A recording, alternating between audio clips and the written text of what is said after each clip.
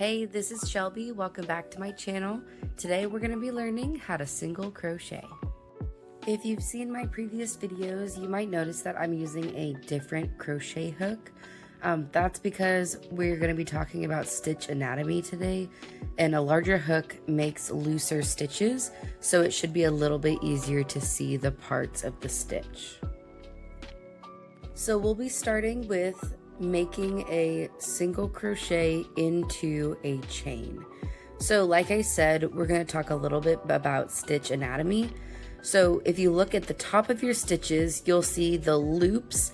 You'll have the front loop, which is on the right, and what they call the back loop on the left. And if you flip your chain over, you'll see these back bumps for your stitches. And we're going to be working into the loops of your chains. To start the single crochet, I'm going to chain one more just to remind us how to do it. And I'm going to be going into the next stitch on my chain. So not this closest one, but the one right after it.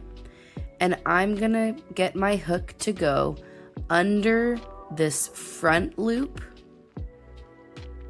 and under the back loop. Sometimes you might need a little bit of help wiggling your hook in there, especially if you're working with tight stitches.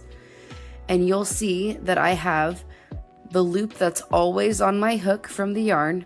These are the two loops at the top of the stitch, and I have that bump from the back of the stitch under my hook. So I went under the two loops and actually over that back loop. Now I'm gonna grab yarn very similar to how I chain. I'm gonna pull up, grab it, twist and pull down, and I'm gonna pull through those two loops, and now I have two loops on my hook. Now this is the first part of your single crochet. To finish it, I'm going to grab my yarn again and pull through both loops, and now I have one single crochet. So I'll do that one more time in the next stitch, and if your chain seems a little twisted, try to just see those V's that your chains make. So there's my back loop and my front loop. So I'm going to squeeze my hook under that front loop and under the back loop, and just make sure that it's going over that back bump of the stitch. I'm going to twist, grab my yarn, and now I have two loops again. And then I'm going to pull through two, and now I have two single crochet. So I'm going to finish off this chain doing single crochets, and you can follow along as you practice. So now I finished adding single crochets to my whole chain, and I'm going to do another row of single crochets. So to make the new row, I need to turn my work.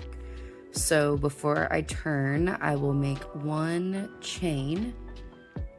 So I will grab my yarn, pull through the loop, and then I'm going to literally turn my work over.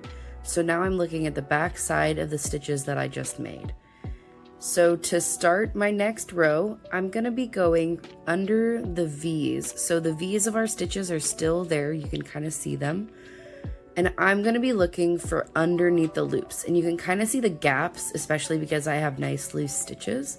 So I'm going to insert my hook right into that gap underneath both top loops.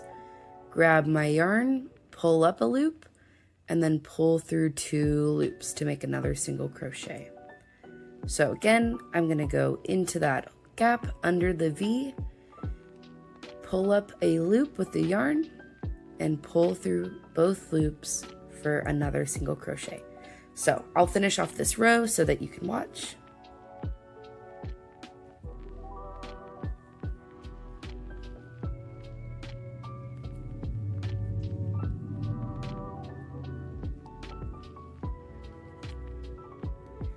Some of my stitches get a little wonky because it's a little twisted, but it's all the same idea.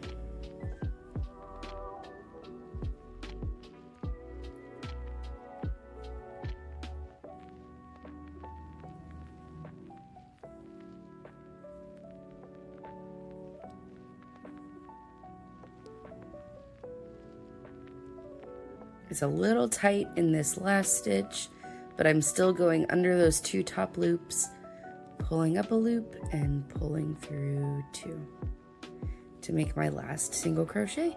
So if I wanted to make another row, I could chain and continue going, but there are 2 rows of single crochets. So that's how you make a single crochet. I made 2 rows of single crochets. I hope that this is helpful, and if you have any questions, feel free to leave a comment below, and join me next time when we learn how to make a double crochet. So I'll see you then. Bye.